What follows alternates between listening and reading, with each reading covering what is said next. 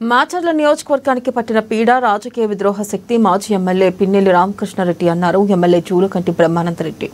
పల్నాడు జిల్లా వెల్దుర్తి మండలం గుండ్లపాడు గ్రామంలో ప్రత్యర్థుల చేతుల్లో హతులైన తెలుగుదేశం పార్టీ సీనియర్ నాయకులు జవిశెట్టి వెంకటేశ్వర్లు, కోటేశ్వరరావుల దశదిన కర్మ సంతాప సభలో ఎమ్మెల్యే జూలకంటి పాల్గొన్నారు.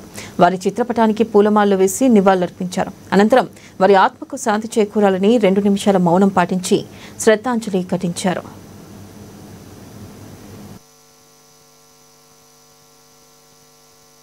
నూరు ఆరైనా ప్రశాంతతగా ఉంచుతాము. ఈ పల్నాడుని అభివృద్ధి చేసి చూపుతాము. సామాజిక న్యాయం అంటే ఒక పార్టీ వాడికో, ఒక కులం వాడికో, ఒక మతం వాడికో చేయటం కాదు మా విధానం.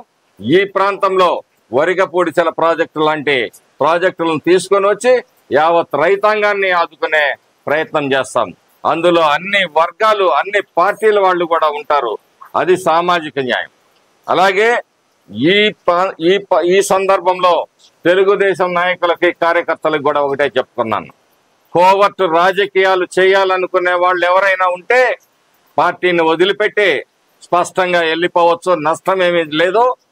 పార్టీని ఎలా అభివృద్ధి చేసుకోవాలో, మరి ఈ ప్రాంతాన్ని ఎలా అభివృద్ధి చేయాలో కూడా మాకు బాగా తెలుసు అని చెప్పి ఈ సందర్భంగా చెప్తూ, ఒక బంగారు బాతు ఈ రాష్ట్రాన్ని మరి కావాలా, లేకపోతే బాతుని కోసుకొని తినాలా అని చెప్పేసి ప్రతి తెలుగుదేశం కార్యకర్తల నాయకుడు కూడా ఆలోచించుకోవాల్సిన అవసరం ఉందని చెప్పేసి అంటున్నా.